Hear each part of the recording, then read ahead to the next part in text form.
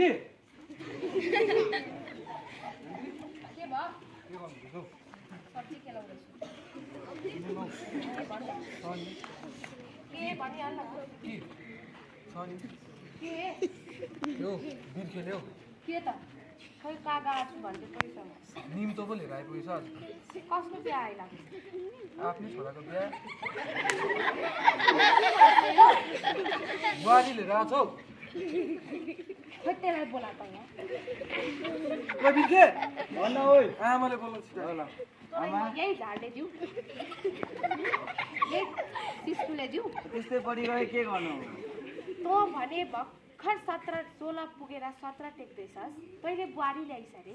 तपाईँ बुढेसकाल हुनुभयो बुढी हुनुभयो तपाईँको साथी रहेको नि अब मलाई चाहिँदैन यतिका दिनसम्म म एक्लै बसिरहेको थिएँ कसलाई ल्याइस् तिम्रो नाम ठेगाना कति कहाँ कति वर्ष पुग्यो स्विट 16 यो स्विट 16 भनेको के हो स्विट 16 भनेको राम्री 16 हो नि म त्यस्तो कुरा जान्दिनँ तिमीहरू दुइटै तिमी कति क्लास पढ्छौ तँ पनि 9 यो पनि 9 तिमी कति वर्ष कि स्विट 16 मा तिमीहरू दुइटै उत्र वर्षको तिमीहरू कसरी गरी खान्छौ भन त भइहाल्छ नि त्यो त म जान्दिनँ अहिलेको केटाकेटीहरूलाई के लु जे गर्छौ गरी खाऊ तिमीहरूको आफ्नै जिन्दगी हो मैले छोडिदिएको म सम्झाउँदिनँ पनि बुझाउँदिनँ पनि बुहारी छ बुहारीको नानी छ तँलाई त्यो बुहारी नानीको माया लाग्दैन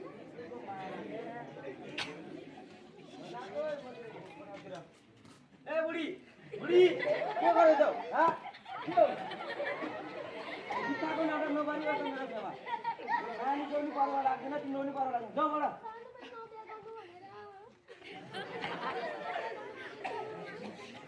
गएँ म त घाँस काट्नलाई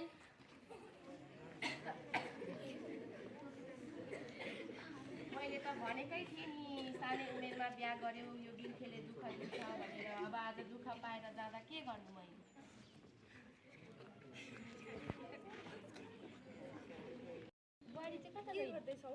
खोइ अघि बिर्खे मातेर आएर खोइ रुवाबासी चलिरहेको थियो घाँस काट्न गएको छु भन्थी तिमी चाहिँ यतिकै बसिरहेको छौ नि पढि नखोजेर हिँड खोज्नु किन खोज्नु र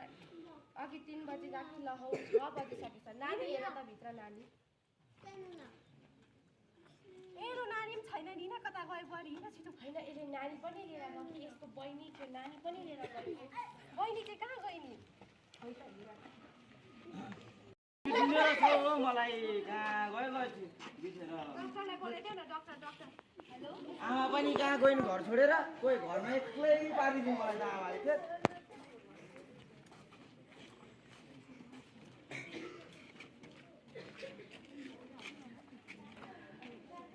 डक्टरज्यू हेरिदिनुहोस् न के भयो बुहारी नानीलाई पनि चोट लागेछ उसको खुट्टा पनि सड्केछ के भयो सुतेकी सुत्दै गर्थे आँखा पनि खोल्दिन नानीलाई त केही भएको छैन तर माफ गर्नु होला तपाईँको बुहारीलाई मैले बताउनु सक्छु होइन के भन्नुहुन्छ यो होइन होला बुहारी मैले भनेकै थिएँ नि पछि दुःख पाइन्छ भनेर सानै उमेरमा बिहा गरे यिनीहरूले अब आज यो नानीको कति बिजोग हेर त सानै उमेरमा आमा पनि खसी बाउको पनि त्यस्तो हालत छ मैले भनेकै थिएँ नि नानी बिहा नगर बिहा गरेर दुःख पाउँछौ भनेर अब के गर्छौ यस्तै भइहाल्यो समाला फाइदा छैन डक्टरज्यूले भन्दा ऊ हामीलाई छोडेर गयो अरे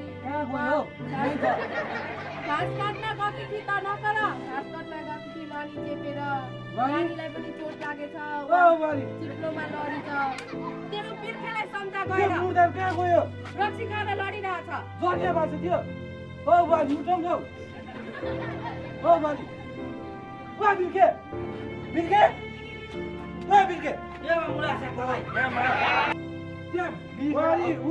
संसार छोडेर कतातिर के भन्छ हौडेको यो मरेर यो घरमा बस्ने काम छैन यो नानीलाई यो यस्तो बहिनीले हुर्काउँछ म हुर्काउँछु त मेरो लागि आजदेखि मरिस् हामीले केही क्रम मात्रै राखेको थियो हो है। र यो नाटकद्वारा चाहिँ हामी के देखाउन चाहन्छौँ भन्दाखेरि चाहिँ यदि हामीले बाल विवाह गर्यौँ भने अन्तिममा गएर कस्तो परिस्थिति आउँछ हामी माझ है, हामीले के दुःख पाउँछ हो त्यो देख्नु सकोस् भनेर तिमीहरूलाई देखाएको हो है। अनि बाल विवाह अब कति एज पुगेर मात्रै हामी म्यारिड गर्न सक्छौँ भन्दाखेरि चाहिँ गर्ल्स पनि 21 पुग्नुपर्छ र बोइज 22 पुग्नुपर्छ है।